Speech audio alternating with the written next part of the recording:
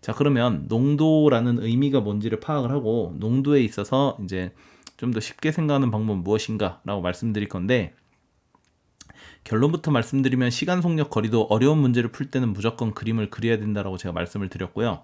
농도의 경우도 어려운 문제를 풀든 쉬운 문제를 풀든, 물론 익숙하면 상관없지만 익숙해지기 전까지는 어려운 문제를 풀든 쉬운 문제를 풀든 무조건 그림 그리셔야 됩니다. 그림을 그리느냐 안 그리느냐가 이제 문제를 풀느냐 안 푸느냐, 그리고 연습을 했을 때 내가 이것을 완벽하게 마스터할 수 있느냐 없느냐의 가장 중요한 요소라고 저는 생각하고 있습니다. 자, 일단 농도를 보시면요, 용액에 존재하는 용질의 상대적인 양을 의미합니다.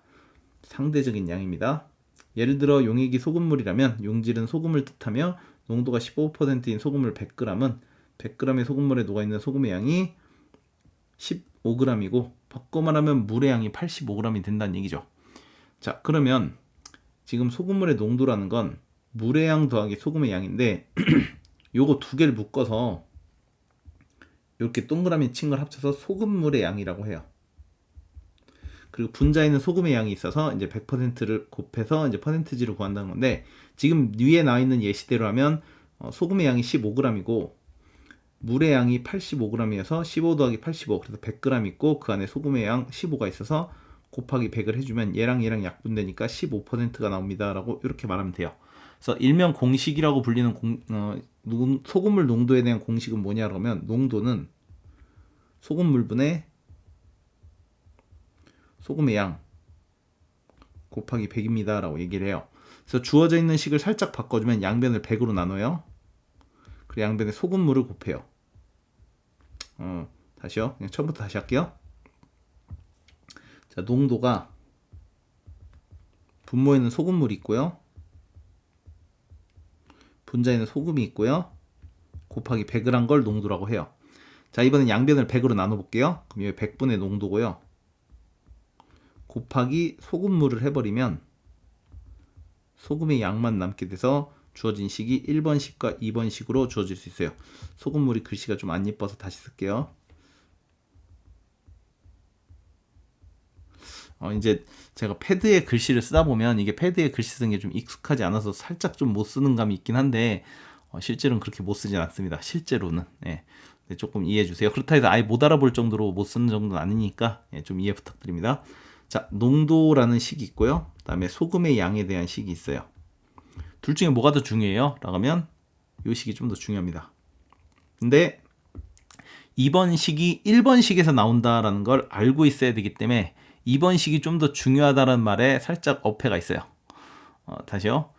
2번 식 1번 식보다 중요하다고 말할 수는 있는데 2번 식을 알려면 1번 식을 알아야 되기 때문에 뭐가 더 중요하다고 말하는 거에 약간 살짝 문제점이 있습니다. 그래서 둘 중에 뭐가 더 중요해요? 라고 물어보면 제가 2번 식이 좀 더 중요합니다 라고 말하는 건 문제를 푸는 데 있어서 2번 식이 중요하다는 거지, 2번 식을 외우시고요 1번 식은 상대적으로 덜 외우셔도 됩니다 라는 뜻은 아니에요.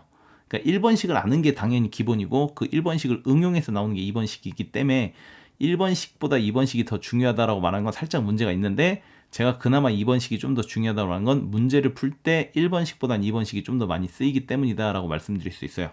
자, 소금물 농도를 풀 때, 소금물 농도에 관련된 문제를 풀 때 첫 번째로 생각하셔야 되는 건 이 식을 반드시 아셔야 돼요. 다음 두 번째로 생각하셔야 되는 게 뭐가 있냐면, 소금물의 농도는 일정해요. 무슨 소리입니까? 라고 하면 여러분들 콜라를 생각해 보세요.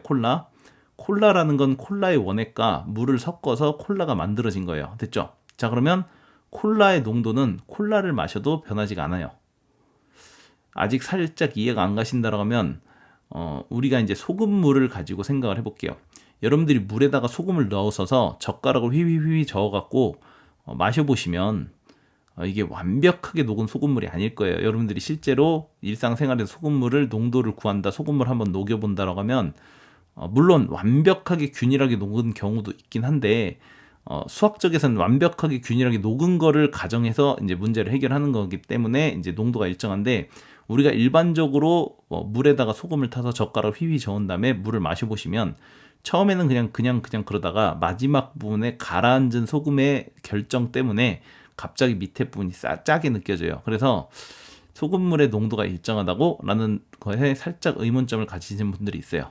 근데 그 의문점을 해결하기 위해서 제가 이제 콜라를 예시를 든 건데, 콜라 생각해보세요. 콜라는 아까 말씀드렸지만 물하고 콜라의 원액하고 일정한 비율로 혼합돼서 농도를 일정하게 갖고 있는 음료수를 얘기합니다.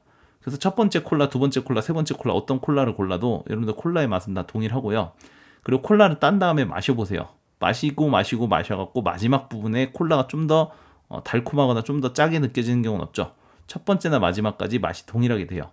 그 이유는 콜라의 원액에 물을 넣었을 때 그게 균일하게 섞여 있기 때문에 일부분을 띄어내도 혹은 퍼내도 그 농도가 일정하게 유지되는 거예요. 그럼 소금물로 다시 돌아와서 우리가 일상생활 속에서 물에다가 소금을 타서 휘휘 저어갖고 녹이는 경우는 이제 사람이 좀 녹이다 보니까, 그리고 짧은 시간 내에 녹이다 보니까 이게 균일하게 녹지 않는 상태에서 마시다 보니까 마지막에 좀 짠맛이 난다라고 하는 건데, 수학적으로는 이제 물에다가 소금을 타서 균일하게 완벽하게 녹이면 소금물을 퍼내도 농도는 유지돼요. 자, 이 얘기는 뭐냐? 왼쪽에 지금 우리가 농도라고 구해서 형광펜으로 표시되어 있는 이 부분을 보시면 15%의 소금물 100g에 소금물이 15g이 녹여 있다라고 아까 구했어요. 자, 그 상태에서 소금물을 퍼냅니다. 만약에 소금물을 퍼내면 소금의 양도 줄어들고 물도 같이 줄어들어요. 그럼 물하고 소금이 같이 줄어드니까 왠지 농도가 낮아지지 않을까? 혹은 물도 같이 나가니까 물이 없어졌기 때문에 상대적으로 짜지니까 오히려 농도가 높아지지 않을까라고 생각하는데, 아닙니다. 15%라는 농도는 계속 균일하게 유지가 되어 있어요. 이게 첫 번째로 여러분들이 소금물의 문제에 대해서 접근할 때 반드시 아셔야 되는 거예요. 첫 번째보다는 두 번째죠. 아까 첫 번째는 공식을 반드시 알아야 된다고 했었으니까. 자, 이렇게 해서 두 번째로서 알아야 되는 게 농도는 반드시 균일하게 유지된다라는 거고, 첫 번째는 공식을 반드시 알아야 된다는 건데, 그 공식 중에서도 이 공식, 제가 녹색으로 표시되어 있는 이 공식은 반드시 아셔야 되고, 소금의 양을 이용해서 문제를 해결하는데 큰 활약을 한다라는 걸 아셔야 됩니다. 다음 세 번째로는 이제 가중평균이라고 해서 우리가 이제 이 뒷부분에 보면 여기 이쪽에 가중평균을 활용한 풀이라고 나와 있죠. 자, 이거를 아셔야 되는데, 이거를 아셔야 된다라는 건 첫 번째 의미로서 무슨 의미가 있냐면 굉장히 빨리 풀 수 있는 어떤 마스터키가 된다라고 말씀드릴 수 있어요. 근데 한편으로는 두 번째로 말씀드리지만 가중평균으로 모든 문제를 풀 수가 없어요. 책 뒷부분에도 나와 있어요. 가중평균으로 풀 수 없는 문제들이 존재한다라고 얘기해요.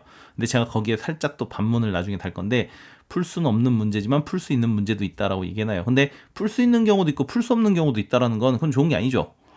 모든 경우에 대해서 해결 가능한 식과 해결 가능한 내용을 가지고 문제를 풀어도 가끔씩은 까먹기도 하고 가끔씩은 실수해서 풀릴까 말까인 판국에 풀 수가 없는 경우도 있다라는 걸 사용한다라고 하면, 여러분들 만약에 한 문제 차이로 여러분들이 뭔가 운명이 결정질 수 있는 상황이고, 그 문제가 만약에 소금물 농도에 관련된 문제라고 하면 풀 수 없는 방식을 기억해 놨다가 못 풀어갖고 틀리게 되면 굉장히 억울해지겠죠. 그래서 가중평균이라는 건 마스터키가 될 수 없다라는 걸로 알아두시면 돼요. 하지만 때로는 정말로 빠르게 풀 수 있는 마스터키가 될 수도 있기 때문에 익혀두는 게 나쁜 건 아니지만 거기에 너무 몰입해갖고 무조건 나는 모든 문제를 다 가중평균으로 풀어야지 라고 생각하시면 안 됩니다. 아셨죠? 자, 이렇게 세 가지를 제가 주요사항으로 말씀드렸어요. 첫 번째, 반드시 공식을 아셔야 됩니다. 그리고 공식이란 건 반드시 소금의 양으로 문제를 해결하겠다라는 식으로 접근하시는 걸로 해서 2번식이 좀 더 중요하다. 하지만 그건 문제 풀 때 중요한 거지 1번식의 내용을 알아야 그 상태에서 2번식이 유도되는 거니까 반드시 2번식만 외워라 라는 건 문제가 있다라고 말씀드렸고요. 다음 두 번째, 소금물의 농도는 일정하다. 물론 물을 퍼내거나 혹은 물을 퍼낸다는 말을 쓰면 안 되겠네요. 물을 증발시킨다는 건 끓여서 증발시킨다면 물만 휘휘 날아가 버리고 소금은 남아있으니까 그땐 농도가 바뀌어요. 혹은 소금을 추가시키면, 물은 그대로 있는 상태에서 소금을 추가시키면 당연히 짜지는 거니까 당연히 소금의 농도가 올라가겠죠. 근데 그 두 가지가 아닌 물을 퍼낸다라고 하면 균일하게 녹여있는 물에, 즉 균일하게 소금이 물에 녹여있는 소금물의 상태에서 물을 퍼내면 그 경우엔 농도가 바뀌지 않는다. 대표적인 예시로서 콜라를 생각해봐라. 콜라를 마신다고 해서 콜라의 농도가 바뀌지 않는다. 근데 가끔씩 이상한 소리 하는 사람 중에 한 명이 콜라 마셨다가 입으로 마신 걸 다시 뱉어내고 입으로 마셨다가 뱉어내면 침이랑 섞여서 농도가 바뀌는데 이런 소리 하면 제발 부탁이니까 그럴 때 이제 당신 말이 맞습니다라고 해줘야 돼요. 그렇게 논쟁을 하시는 분께는 제가 이길 수가 없습니다. 그래서 그런 분들이 아닌 이상 그냥 콜라를 마신다고 하면 뭐 침이 섞였는데 이런 소리 하지 마시고 콜라를 마신다고 하면 농도는 바뀌지 않아요. 그래서 소금물의 농도도 바뀌지 않는다는 걸 제가 콜라를 예시 들어서 말씀드렸어요. 다음 세 번째, 소금물의 문제를 풀 땐 가중평균이라는 풀이가 있다. 그거는 나중에 이제 제가 추가로 설명할 때 시소의 원리를 이용하는 건데 굉장히 빨리 풀 수 있는 마스터키이긴 하다. 하지만 모든 경우에 풀 수 있는 마스터키가 아니기 때문에 때로는 풀 수 있고 때로는 풀 수 없다고 하면 절대 좋은 게 아니기 때문에 거기에만 너무 몰입해서 나는 가중평균으로만 모든 문제를 해결하려한다 라고 생각하시면 안 됩니다 라고 말씀드릴 수 있겠습니다. 자, 이렇게 세 가지를 반드시 주의사항으로 기억해 주시고요. 이제 밑에 있는 문제를 풀어보면서 우리가 좀 적응을 해보고 나중에 케이스를 풀면서 마무리 짓도록 할게요. 자, 책 보시면 풀이 방법에서 기준 소금의 양으로 한다라고 여기 책에 나와 있습니다. 소금물 문제는 보통 농도가 다른 두 용액을 섞어 만든 새로운 용액의 농도와의 관계식을 구하는 것이 출제되며 구하는 것을 x로 놓고 각 용액에 녹아있는 소금의 양을 기준으로 식을 세우는 것이 가장 좋은 풀이 방법이다. 제가 지어낸 말이 아닙니다. 책에 있는 말이고 실제로 그게 가장 좋습니다.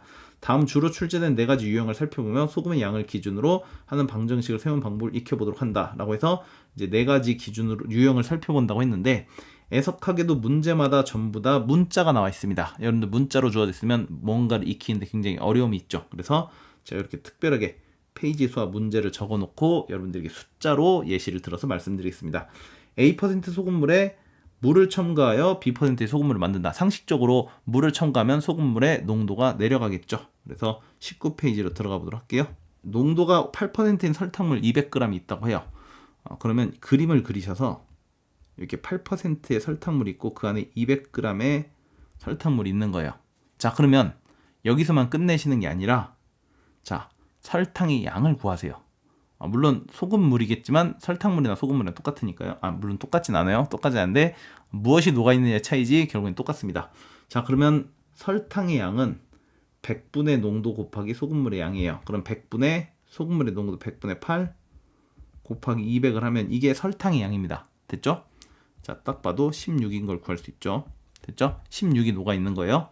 자, 그러면 설탕물의 양에서 200g이니까 물의 양은 몇입니까? 하면 200에서 16을 뺀 184가 물의 양이겠죠? 자, 그건 사실 별로 중요하지 않고, 자, 여기에다가 물을 섞어요. 물을 섞는데 물은 농도가 0%입니다. 됐죠? 0% X를 섞어요. 그러면 0% X를 섞으면 얘는 설탕의 양이 순수한 물이기 때문에 0입니다. 됐죠? 얘네 둘을 더해서 뭘 만들길 바라냐면 5%의 설탕물을 만들길 바래요. 자, 여러분들 5% 설탕물의 양은 200 더하기 X가 되겠죠? 그리고 5% 설탕물에 들어있는 설탕의 양은 100분의 5 곱하기 X 더하기 200이 되겠네요. 됐습니까? 자, 그러면 얘랑 이렇게 설탕의 양을 더했더니 설탕의 양이 나옵니다 라고 해주시면 16은 100분의 5 곱하기 100분의 5X 더하기 100분의 5 곱하기 200 10입니다 라고 얘기해주면 이렇게 해주면 6 나오고요. 자, 100분의 5는 20분의 1이죠. 따라서 X값은 6 곱하기 20입니다. 따라서 X값은 32가 나오게 되겠네요. 자, 그럼 X가 32다라는 얘기는 물을 필요할 뭐야? 제가 왜 30이라고 했죠? 제가 순간적으로 계산 실수를 했네요. 자, 여러분들 X값은 120이 됩니다. 따라서 X값이 120이 나오므로 첨가하고자 하는 물은 120g입니다 해서 정답은 1번이 나오게 되겠죠. 됐습니까? 자, 여러분들 요걸 만약에 지금 제가 그림으로 표현한 것처럼 풀지 않고 혹시나 몇몇 분들 중에 저는 농도로 풀고 싶습니다 라고 얘기하시는 분들이 있다고 하면 농도로도 풀 수 있어요. 자, 어떻게 푸느냐? 200에다가 그리고 녹아있는 설탕의 양은 16인 거예요. 됐죠? 그러니까 농도가 지금 8%가 나오는 겁니다. 곱하기 100 해주면. 자, 근데 물을 첨가한다라는 건 설탕을 첨가한 게 아니라 말 그대로 물만 첨가하는 거니까 여기 더하기 X를 해주고 곱하기 100을 했더니 몇? 5가 나오길 바랍니다 라고 하면 되겠네요. 자, 그럼 16은 100분의 5 곱하기 X 더하기 200입니다 라고 해서 아까 구했던 요 식이랑 똑같아지는 거죠. 됐죠? 그래서 농도를 해결하셔도 되는데 결과적으로는 설탕의 양 혹은 소금의 양에 대한 식으로 바뀌게 되는구나 라는 걸 알아두시면 아까 왼쪽에서 말했던 풀이 방법의 경우 소금의 양을 기준으로 문제를 푸시는 게 가장 좋은 풀이입니다 라고 얘기할 수 있고, 첫 번째 유형으로서 소금물에다가 물을 첨가해서 농도를 좀 더 다운시키는 걸 얘기해 주는 거고, 여기서 가장 중요한 건 색깔을 살짝 바꿔줘서 같이 분홍색으로 바꿔주면 얘입니다. 당신은 소금물에 관련된 문제를 풀 때 그림을 그리실 줄 압니까? 그리고 그림이란 걸 굉장한 걸 요구하지 않습니다. 몇 퍼센트의 설탕물, 몇 퍼센트의 소금물, 몇 그램이 있구나. 그럼 그 안에 녹아있는 소금의 양을 항상 구해놔야 되겠구나 라고 해서 농도, 물의 양, 그 다음에 소금의 양, 이런 식으로, 이거 중간은 정확히 말하면 물이 아니라 소금물이죠. 중간 소금물의 양, 마지막에는 소금의 양, 이런 식으로 해갖고 그림을 그리셔서 그거에 맞춰서 식을 세우시는 게 가장 중요하다라고 말씀드릴 수 있겠습니다. 자, 이렇게 해서 유형 1번 마무리 짓고요.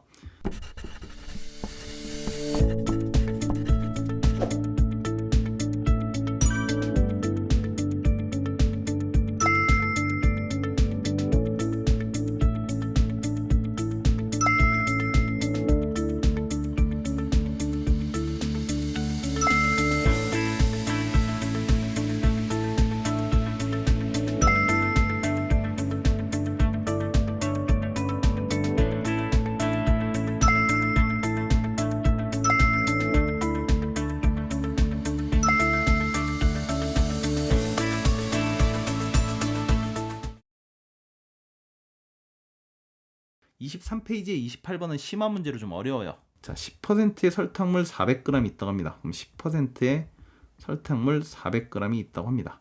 자, 이 안에 들어있는 설탕의 양은 100분의 10 곱하기 400이 되겠죠. 자, 여기서 일부가 증발했대요. 물의 일부가 증발하고 증발한 양의 2배만큼 물을 넣었다고 합니다. 자, 그러면 증발시키고 나서 증발한 양만큼 2배의 물을 넣었으면 농도가 내려가겠죠. 그래서 10%였다가 몇 퍼센트가 됐다? 8%가 됐어요. 자, 근데 증발한 양을 X라고 설정을 해버리면, 여기다가 설정하면 안 되겠네요. 증발한 양을 X라고 설정하면 추가되는 양이 2X니까 바꿔 말하면 400-X가 됐다가 다시 2X를 추가시켰으니 얘는 400 더하기 X가 되겠죠. 근데 물이 추가된 거니까 농도가 내려가는 겁니다. 자, 여기에 설탕의 양은 100분의 10 곱하기 400이고 이쪽에 설탕의 양은 100분의 8 곱하기 X 더하기 400이 되겠네요. 자, 얘네 둘이 같다라고 놓고 풀면 되니까 40은 100분의 8X 더하기 32가 되고요. 이렇게 약분시켜주면 8. 따라서 X 값은 몇? 100이 나옵니다 라고 말하게 되고, 처음 증발한 물의 양, 말 그대로 X를 구하시오라는 거니까 정답은 2번으로 구할 수 있게 되겠네요. 자, 이렇게 두 번째 유형으로 소금물에서 물을 증발시키는 경우에 대한 문제를 우리가 같이 해결해 봤습니다.